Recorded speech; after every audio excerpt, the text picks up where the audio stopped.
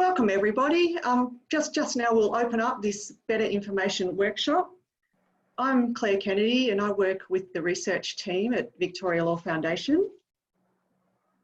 I'd like to acknowledge the traditional owners of this land.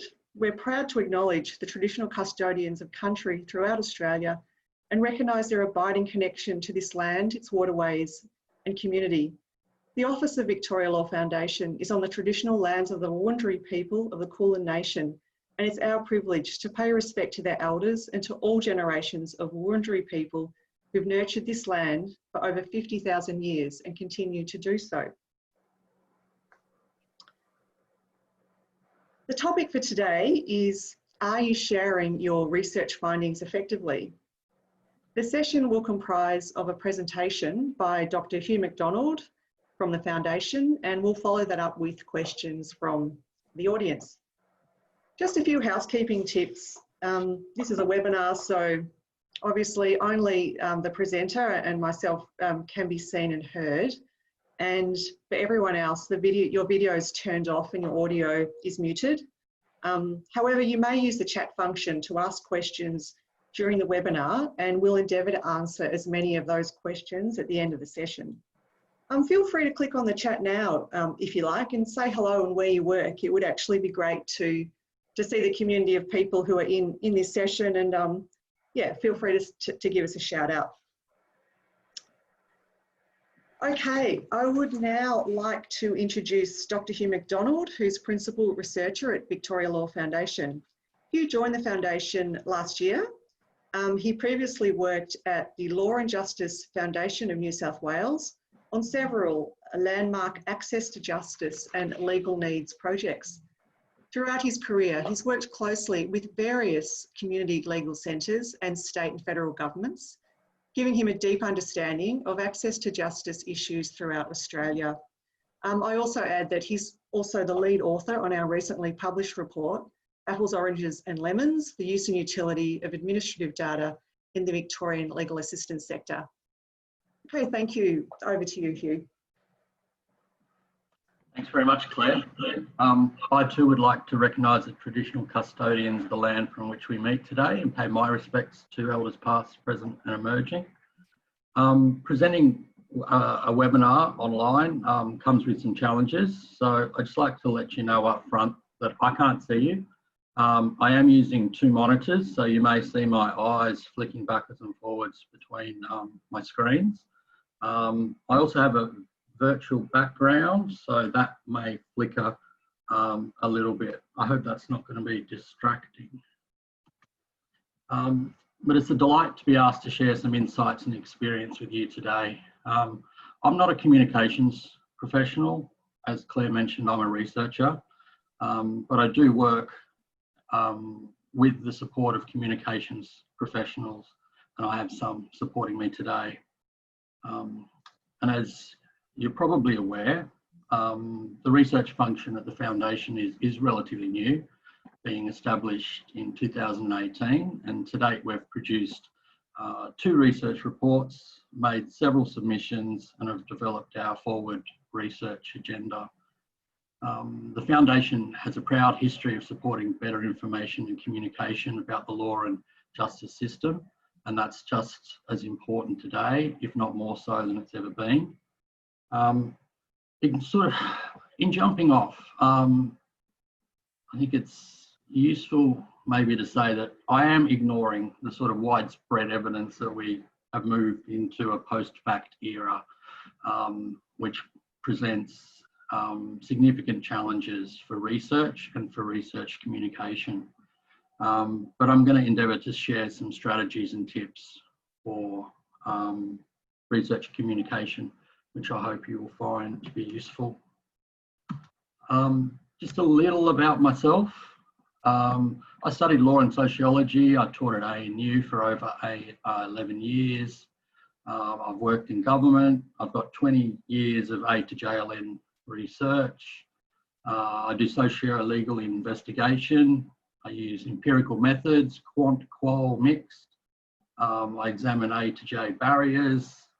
I do work on legal and related needs and what works to meet that need.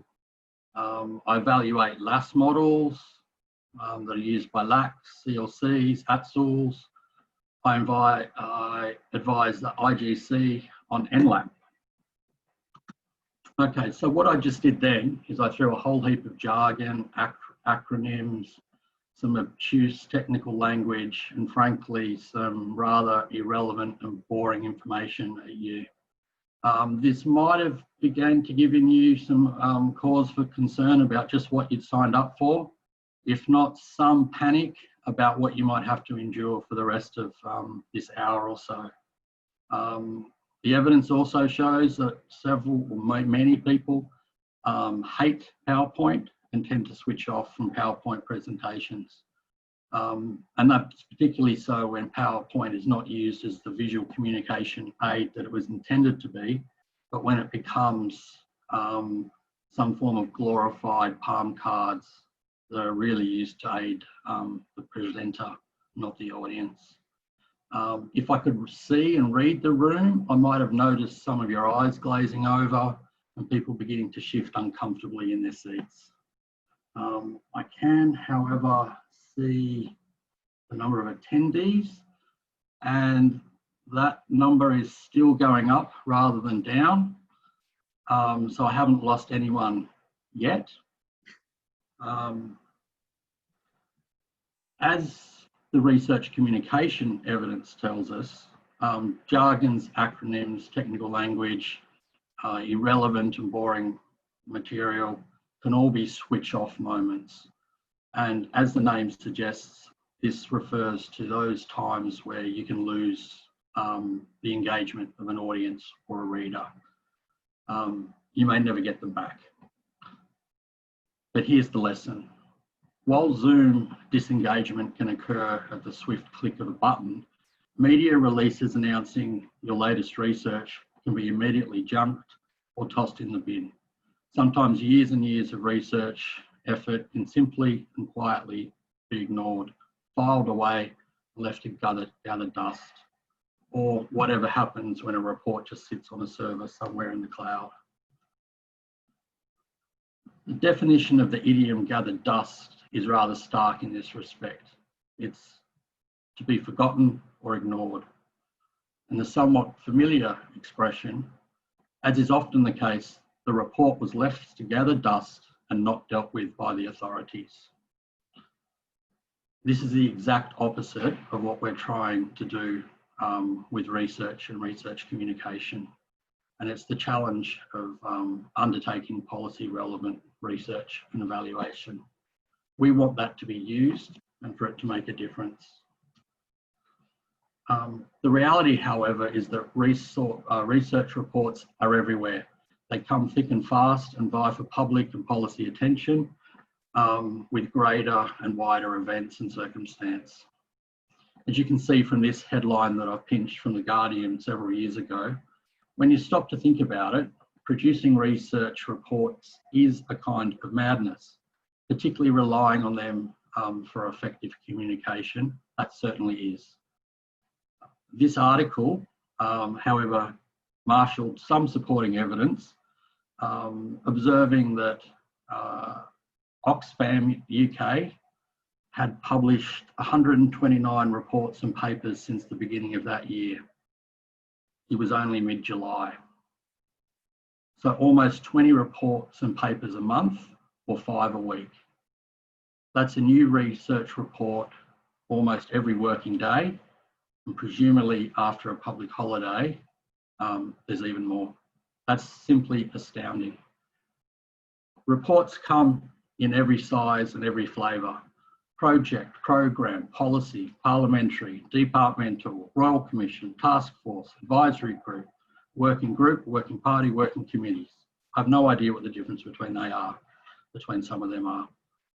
They're everywhere, yet we know that they are largely ignored and have little or no impact, and perhaps worse, are simply filed away or simply lead to further reports and inquiries. So in the greater scheme, nearly all research and research communication is incredibly niche. It will routinely be overwhelmed by other material. and events.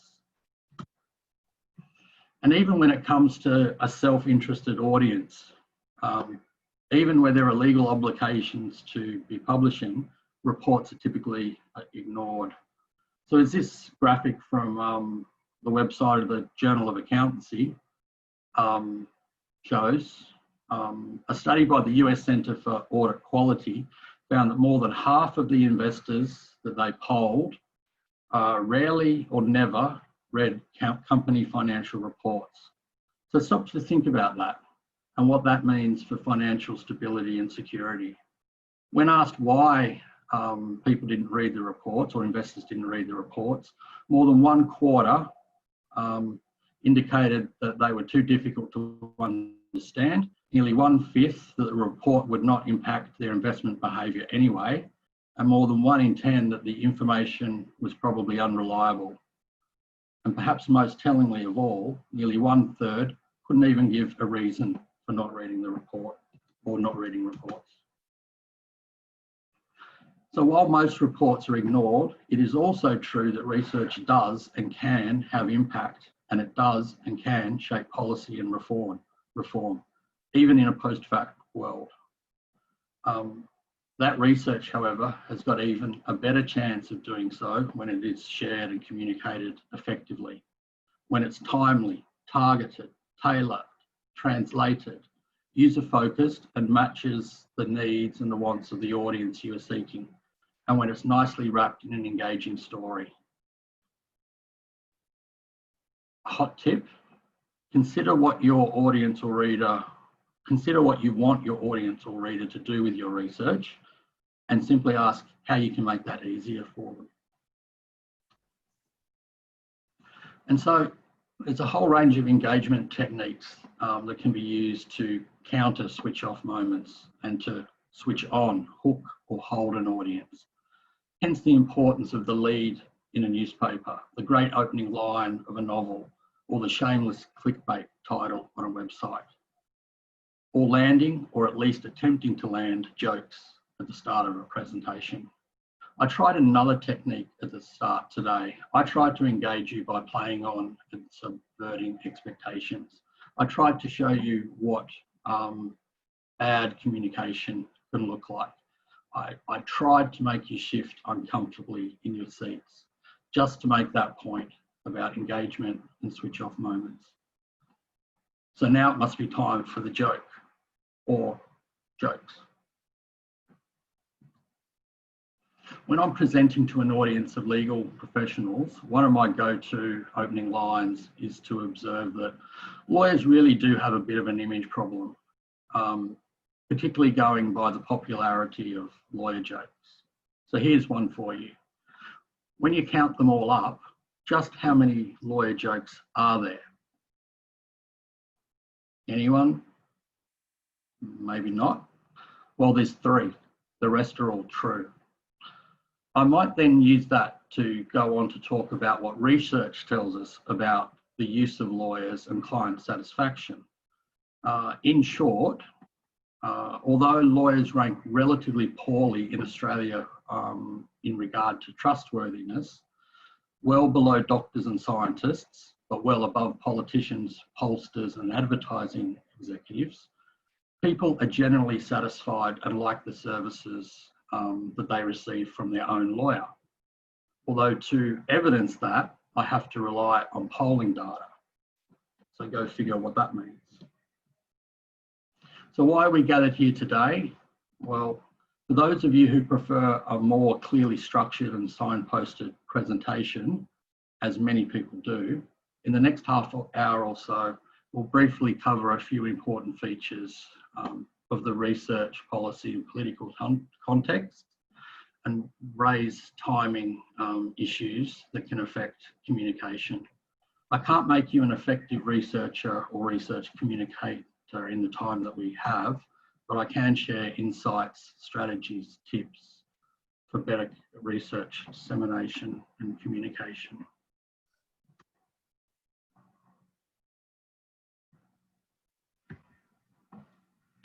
Context is the king for all content.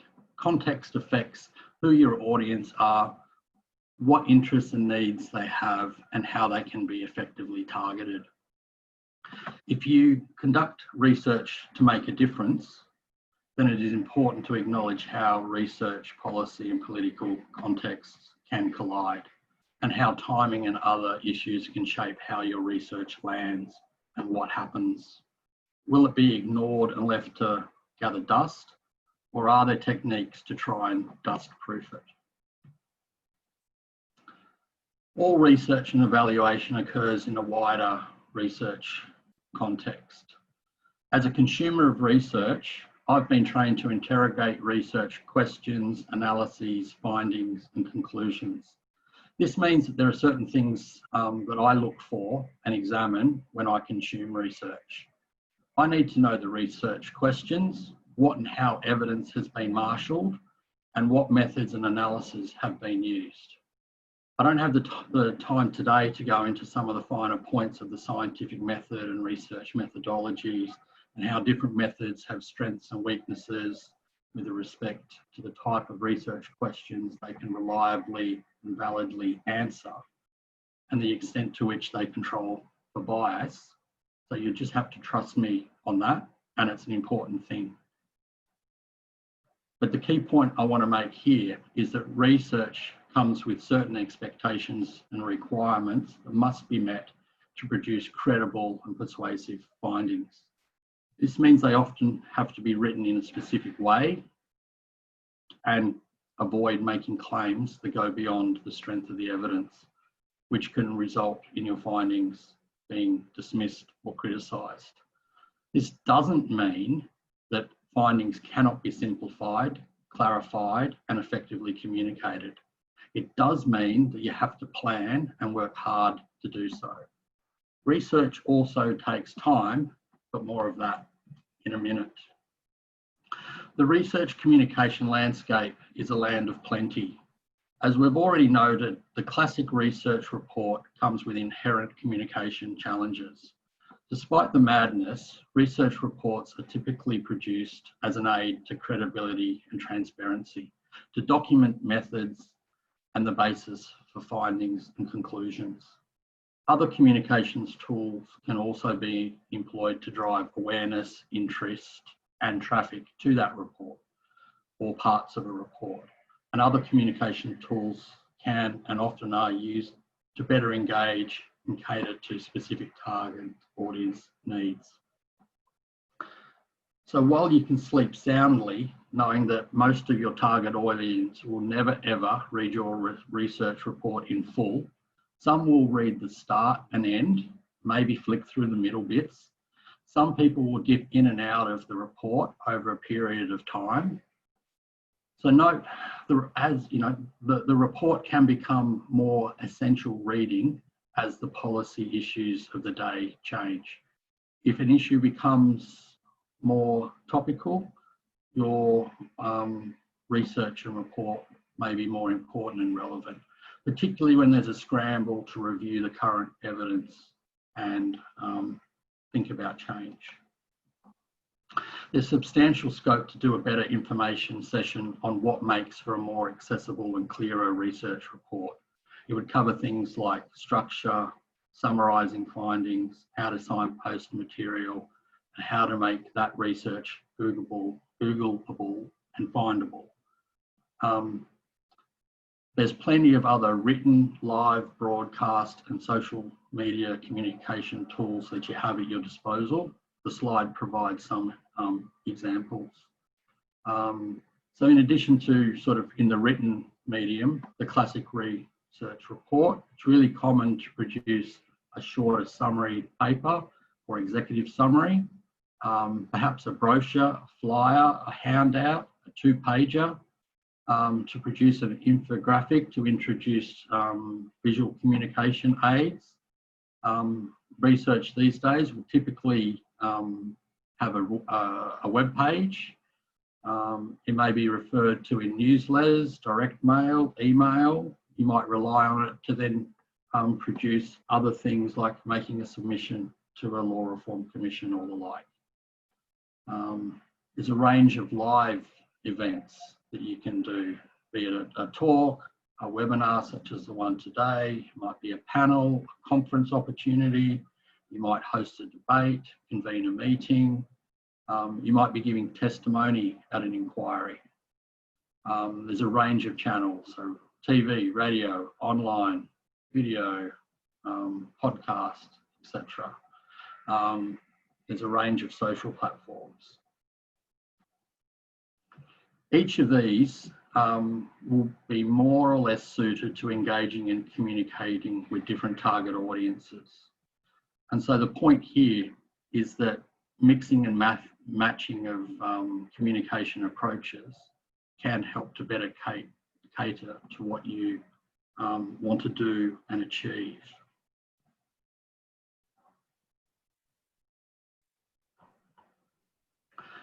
If you're striving to do policy relevant research to make a difference, to influence decision makers, then it's vital to bear in mind the policy cycle and the wider political context. The relevant importance of any research topic depends on where it sits on the policy cycle at any point in time. Policy issues generally have a cycle. Issues periodically emerge. They become the subject of investigation, research, and development of specific policy proposals. Those proposals may subsequently be implemented, and then they may be the subject of evaluation and review, which can contribute to newer issues emerging and old issues re-emerging. Research can be relevant at all stages of the policy cycle. It can lead or follow policy. Successive research reports or a confluence of research and events may be required to promote an issue and to pique policy interest. Again, time constraints prevent me from going into detail, but it's sufficient to take on board at this point that policy is political and contested, and it can shape appetites for and interest in research. But attempting to conduct policy relevant research is one strategy to build an audience for that research from the outset.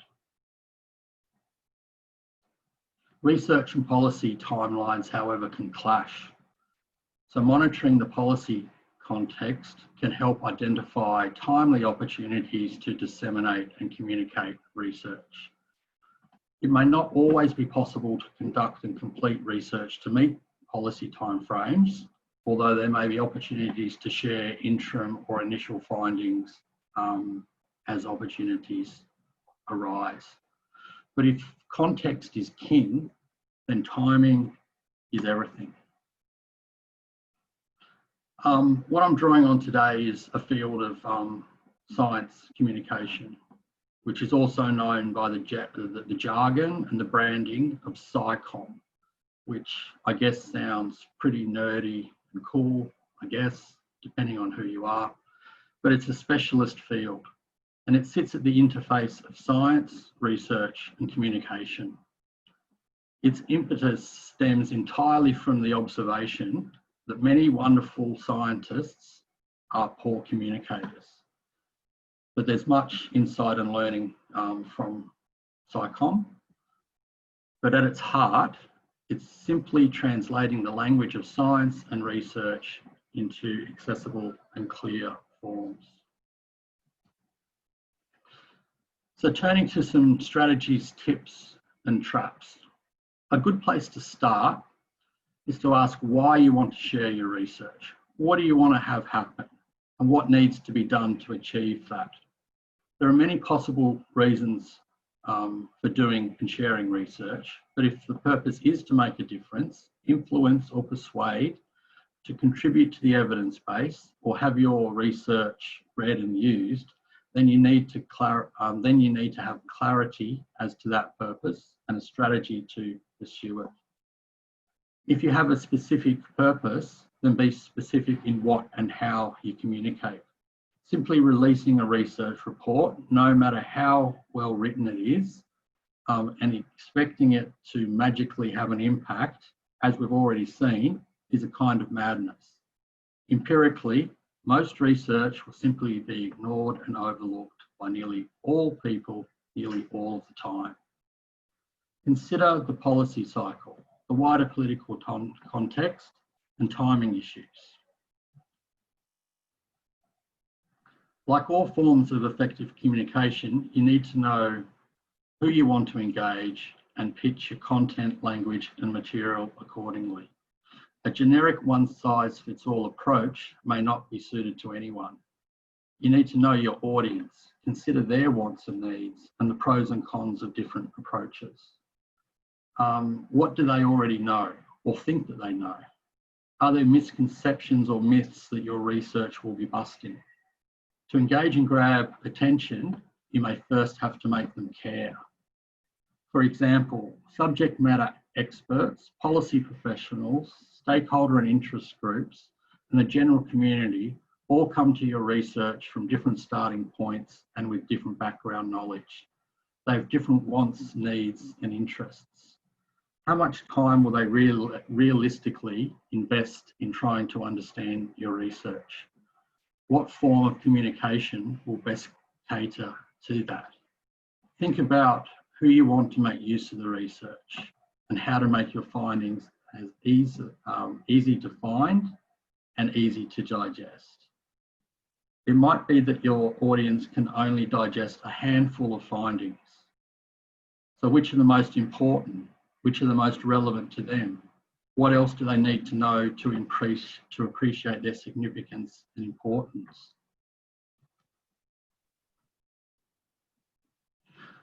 Mix and match your communication forms to meet your target audience where they are. Pick and choose from the available landscape. Note that multiple approaches are likely to be more effective and to more fully capitalise on your research investment. Make a communication plan. Specify who you want to engage and why. Consider your strategy and opportunities. But be realistic about the time and resources you have. You simply cannot tailor research to every conceivable audience, but you can prioritise and target and get bang for buck from your effort when you do so.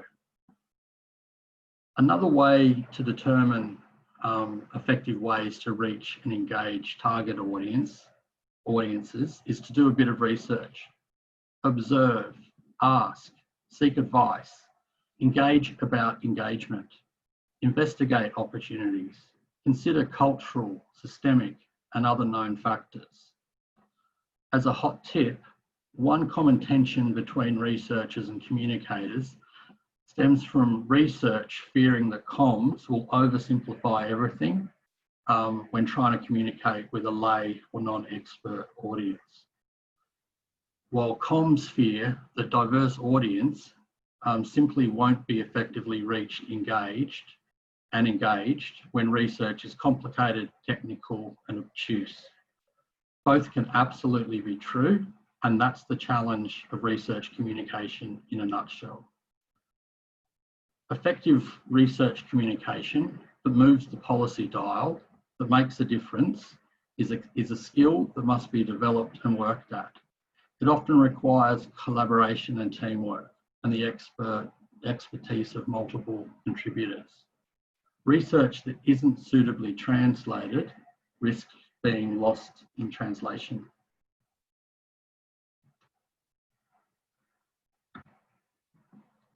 So one strategy to engage and hold your audience is to get them to care about the issues.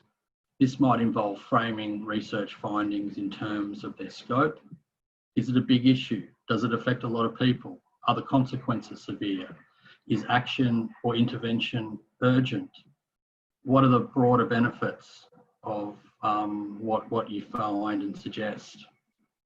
These things can hold and hook attention.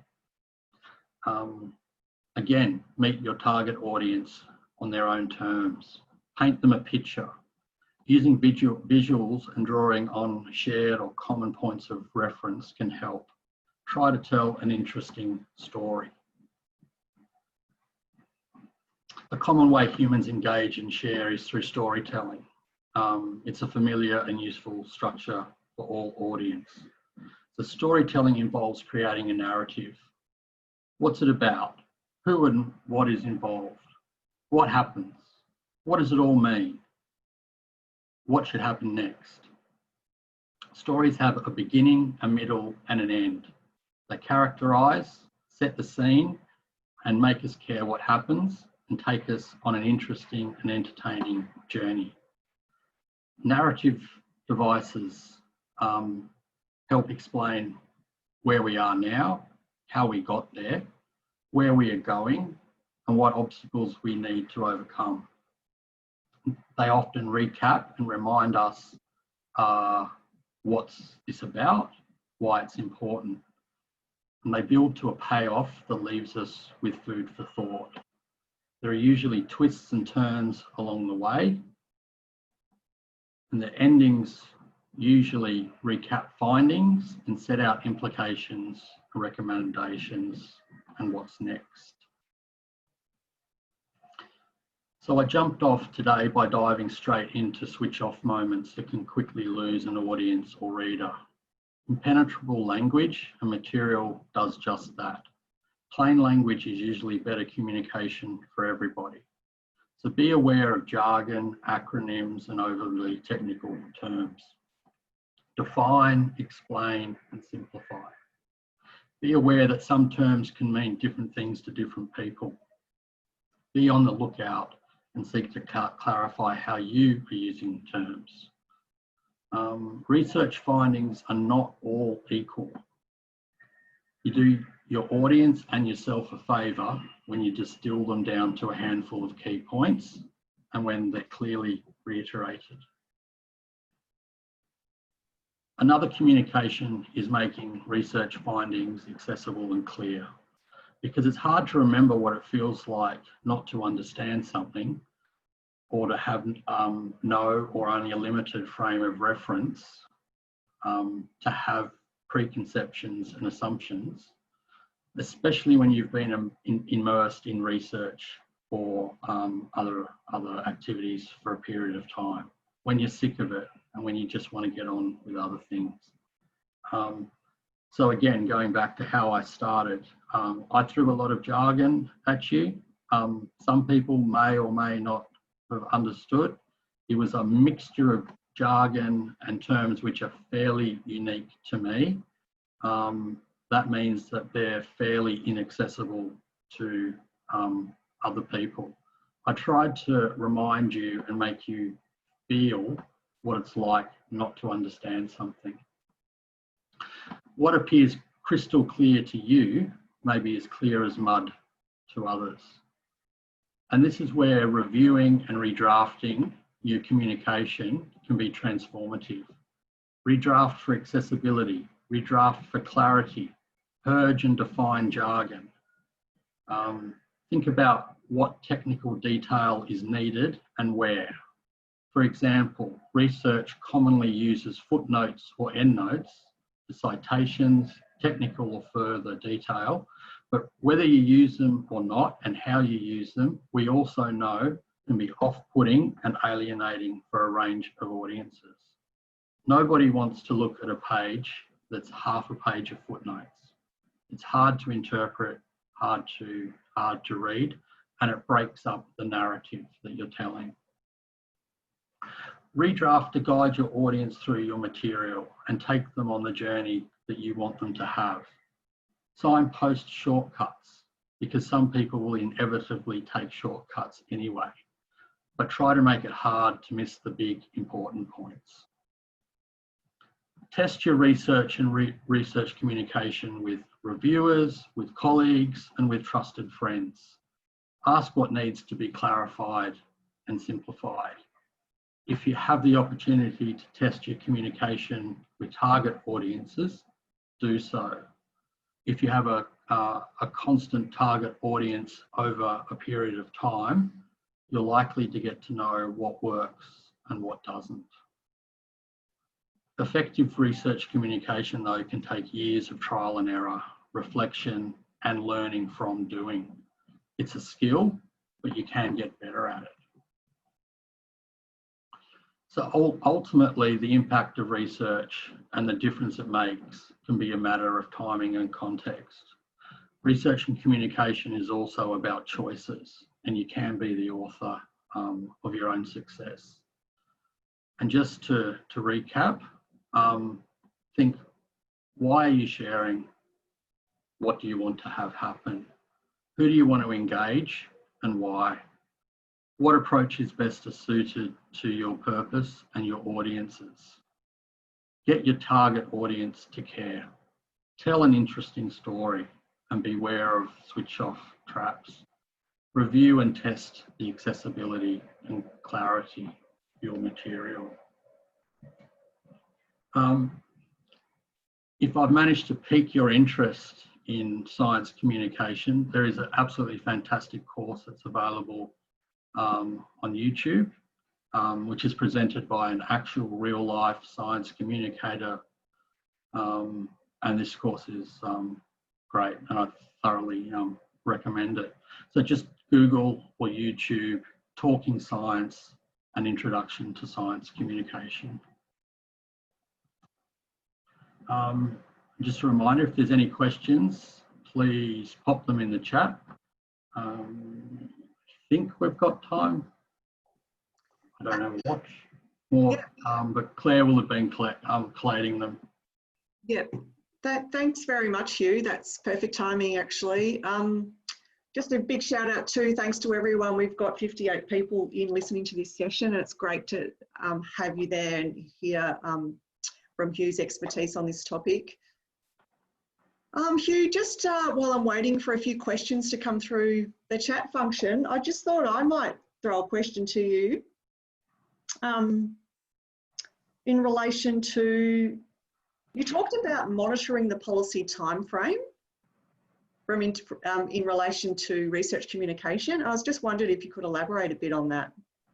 Or what that means, I guess, is being engaged in the research and policy area in which you're working. So for many issues, there will be clear sets of stakeholders across government, industry, various sectors. There'll be various interest groups, lobby groups. And over time, various things will change within that policy setting.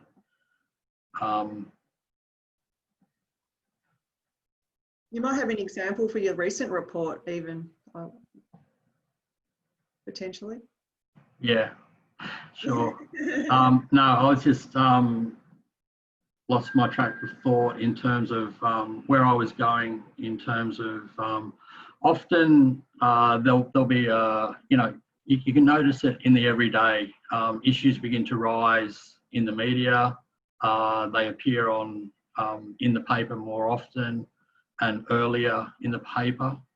So you can get a feel for issues that are becoming, sexy topical issues, the issues of the day.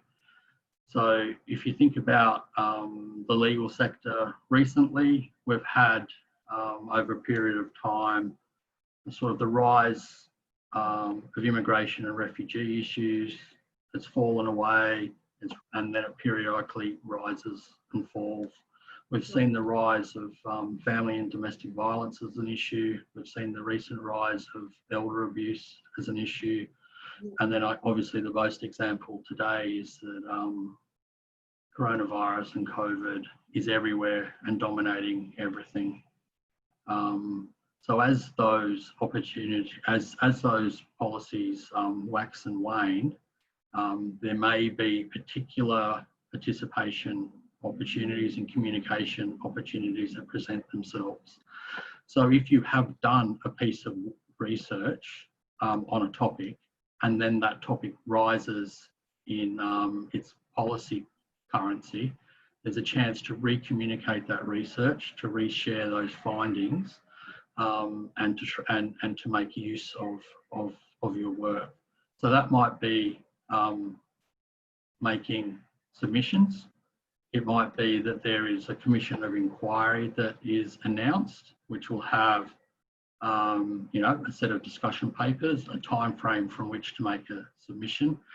but this is an example of where your policy and research timeframes can clash. So I can give you a clear example of some commissions of inquiries, even royal commissions, may be announced, seek evidence from people, seek to garner and collect evidence, and present a clear time frame for doing so. But that time frame may just be too short to go out and conduct original and new research. So if you have existing research, you can repurpose your research. You may also be able to do, quick, rapid reviews, environmental scans, those sorts of things to make use of opportunities as they arise. Right.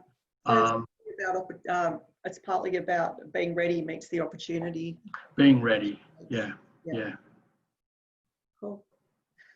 I've got a few questions that have come in now, Hugh. So perhaps I'll come to one that refers back to an earlier part of your presentation. It says you mentioned a post-fact era.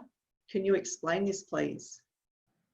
I guess that refers to an era where if you label and call everything fake news, it's hard to tell what's true and what isn't.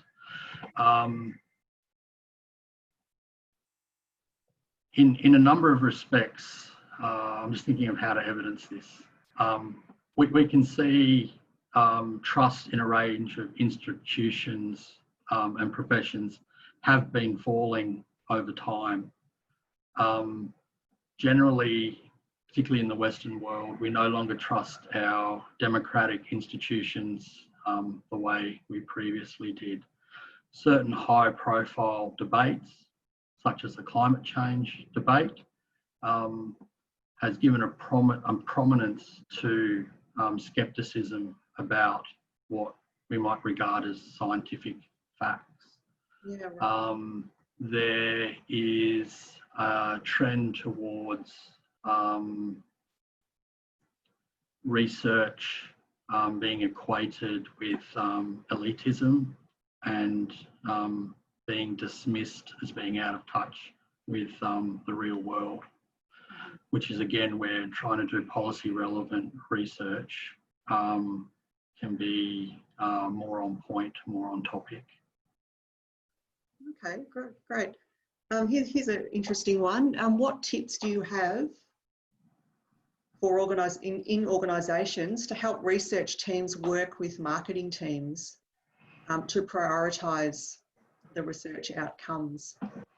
I think collaboration is essential, having a good, close working relationship and engaging early in what you're doing.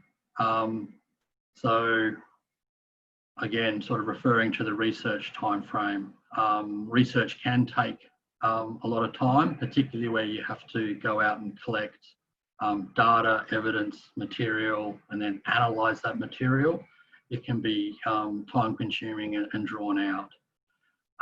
But engaging with the communications team, marketing team early on about what you're doing, why you're doing it, what you expect to find, and coming up with communication plans earlier rather than later can all lead to more effective communication. Because it's simply the case that if you just wait till the end of a research report, it may be difficult to start working on your communication plan then and your communication strategies. So if you're doing if you know that it's going to be a long research report, and so when I say long, I mean anything over 30, 50 pages, we know there are inherent accessibility issues with that form of communication. So we'd start thinking early about what else we would do to launch a report, support a report, and communicate a report. And so that's where I'm thinking and talking about having website material, having short forms, identifying your distribution, dissemination targets, and putting that together. Yeah, so a lot of planning would need to go into that, I can see. Yeah, planning and collaboration. And I should also note or reiterate again that within a research communication team, you can have the skills and expertise of researchers and the skills and expertise of communicators. It's fairly rare to find one person that can do all of that. And generally your communication will be stronger and benefit from the input of multiple contributors. Okay, great.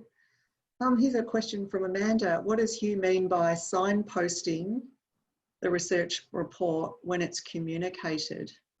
Yeah, what I'm referring to there is those little bits and pieces in structuring a document to help a reader navigate their way through that document. So it's as simple as using informative headings. It might be putting key findings in a breakout or text box. It might be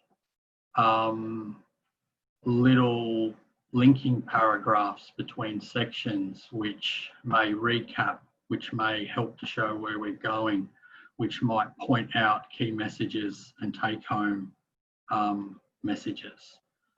So it's about acknowledging that you're inviting a reader to spend some time with you in a report, and thinking about holding their hand on your way through that. So a couple of other examples, you might have figures and tables. Figures and tables don't speak for themselves. So you need to explain and take a reader through what a figure or table shows. We know that some people are sort of textual, learn and retain knowledge textually, others more visually. And so you kind of need a combination of both to signpost and guide, to guide a reader through. Often, you know, on a figure or a table in a report, it might be a large table, but it's going to have some information in that table which is more important and relevant to the narrative and story that you're telling than others. So rather than requiring the reader to try and decipher, well, what is this table about and what's the important bit, just tell the reader. Do that interpretation for them. And I know, having worked with you, that you've got very strong ideas about how that information needs to be presented to be most effective. So yeah, that makes total sense. Here's an interesting question. How would you recommend answering a journalist's question when the most truthful answer is complicated and equivocal? I guess, yes, this gets down to where, as a professional researcher, I try not to go beyond the quality of the evidence that I've got. If that needs to be caveated, I will try to explain that in a way that's intelligible and meaningful. But I guess this is where you can start to get into issues of effective research communication, which is evidence-based and based on findings or based on the interpretation of your analysis and findings, as opposed to the spin of those findings. You can begin to go beyond your findings, to speculate, to not be particularly evidence-based if you're trying to spin a particular message. Okay. That's kind of also why the really common thing you'll see is researchers calling for further research. It's a really common thing in research reports. It's almost a technical requirement. So one of the things we do is we try to identify the strengths and weaknesses of the research, to put that in a context, and to identify and recommend further gaps or further areas that need research.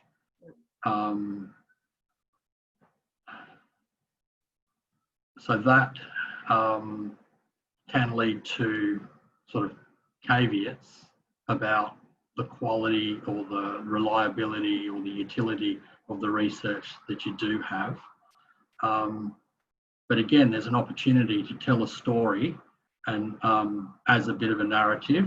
So this is what we sort of knew previously, this is what we've learned now, but these are these really important issues that we need to know more about, that we need to conduct more research, that we need to invest in that research to more fully explain or capture what it is that people are interested in.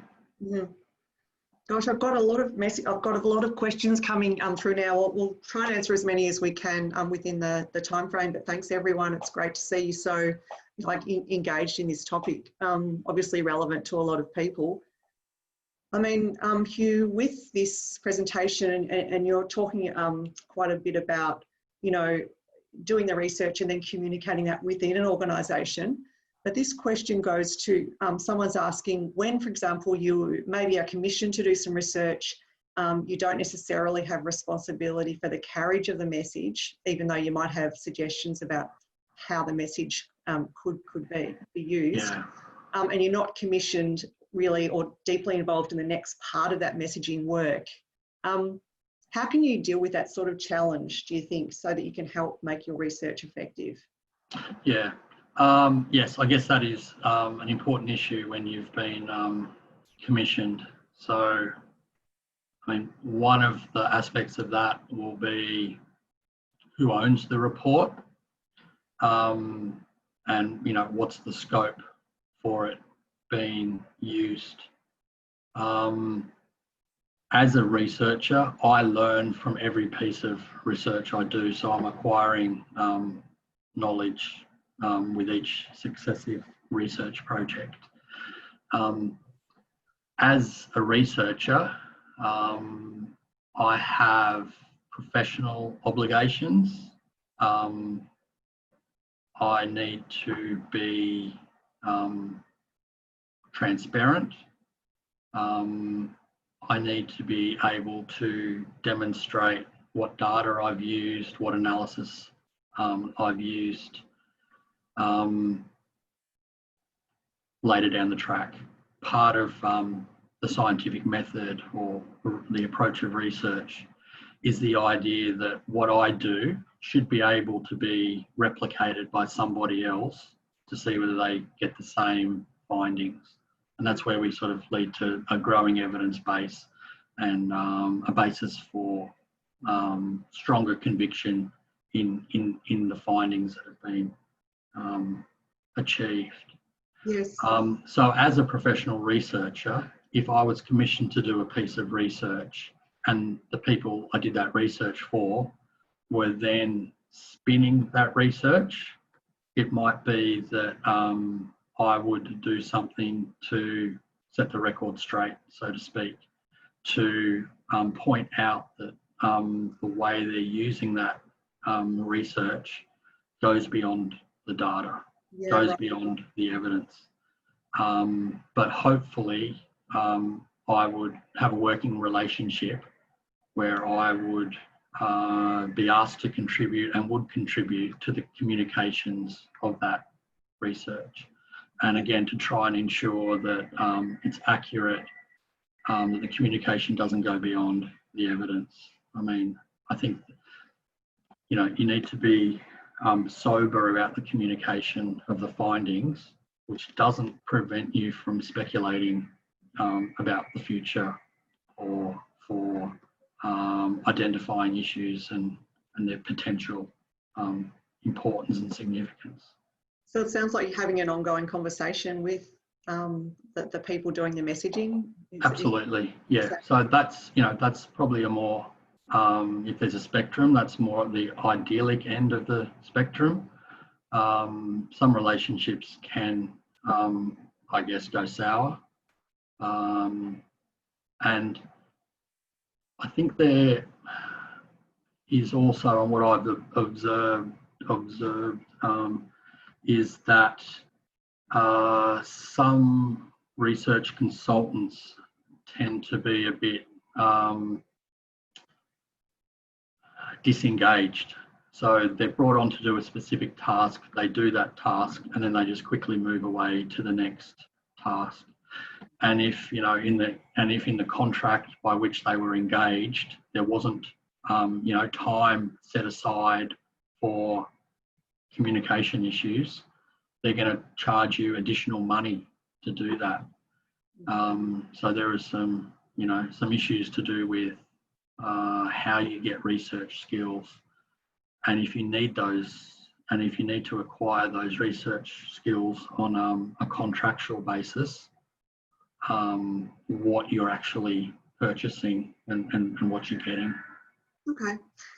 This next question is very relevant to the whole sector, and that is, how can you, this is about funding really, how can you effectively communicate your research to pitch for further research funding so that you can keep going as a researcher?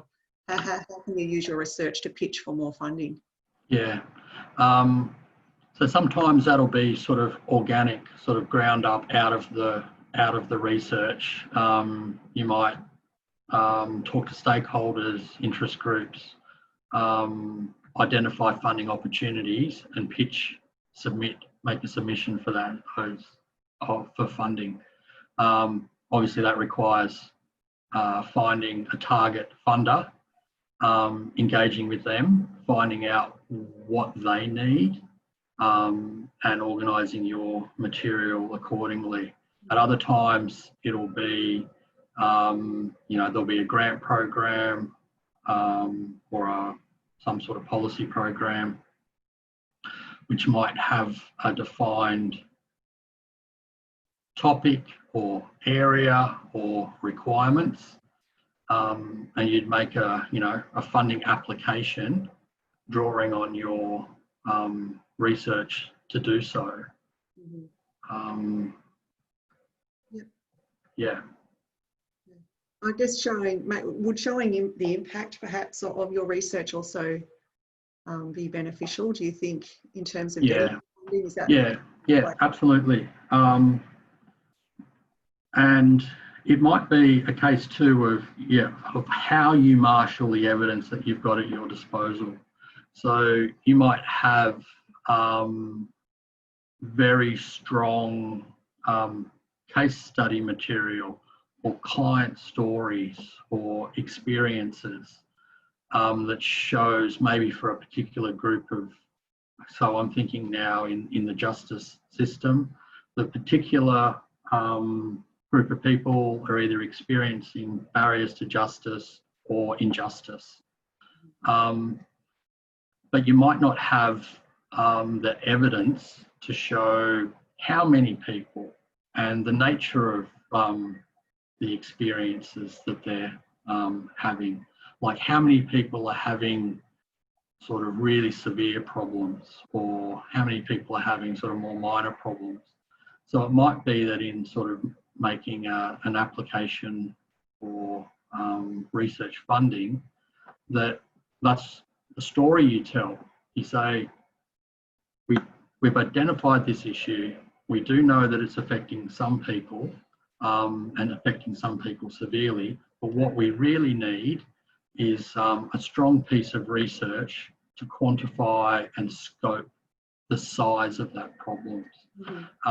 Because in policy terms, you can't really provide an adequate funding or policy solution to a problem until you understand the size and scope of that problem.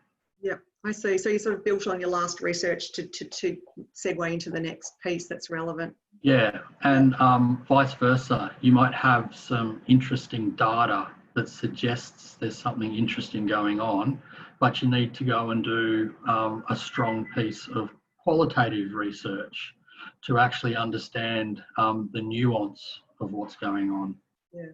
and bring out those stories and experiences and communicate them to policy and funders. We've got time for one more question, and the question is framed like this: is there a recent example of some research that you think has been shared very effectively? But I mean, perhaps we could say, because we don't want to, we don't necessarily want to play favourites here, but what does a successful piece of research communication look like to you? I guess sort of one of the themes of what I was trying to suggest, that it really depends. It really depends on what you want to do with that research. If it's changing the world, you might be struggling to change the world with any one particular piece of research. So you need to be sort of realistic and modest as to what research can do. Research can contribute to an issue. Like the first one that pops to my mind is for a long period of time, a number of Australian jurisdictions struggled to do law reform for boarders and lodgers. It was a policy issue that just kept coming back and kept coming back and kept coming back, because there was divergent interests amongst stakeholder groups, key stakeholder groups. The people who ran boarding houses, lodges, which generally low-cost housing options, basically we're saying, if you regulate us and treat us and make us like a landlord and the obligations of a landlord, we're simply going to close down our boarding houses because they're not going to be profitable. We're going to sell off our land and our housing for, you know, apartments or whatever. And government, you're going to end up with 20, 30,000 more homeless people on the streets that you're going to have to deal with. So that was a successive policy debate. It was a zombie one. It came back time after time after time. Yeah. But circumstances moved the policy dial on that.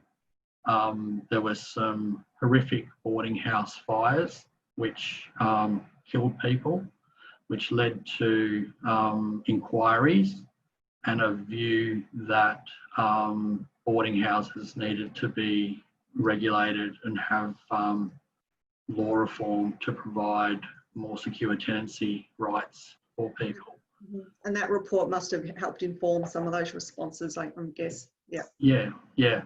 But sort of getting back to sort of an example, maybe we point to our recent report. So we've just released a report on a fairly dry subject on the use and utility of legal assistance data in the civil justice system. And I guess we invite people to have a look at that report, which is available on our website, but also the website that we built to engage and communicate some of the findings there. So we really tried to identify the handful of findings and tell a story with those findings. So that might be, yeah, worth having a look at.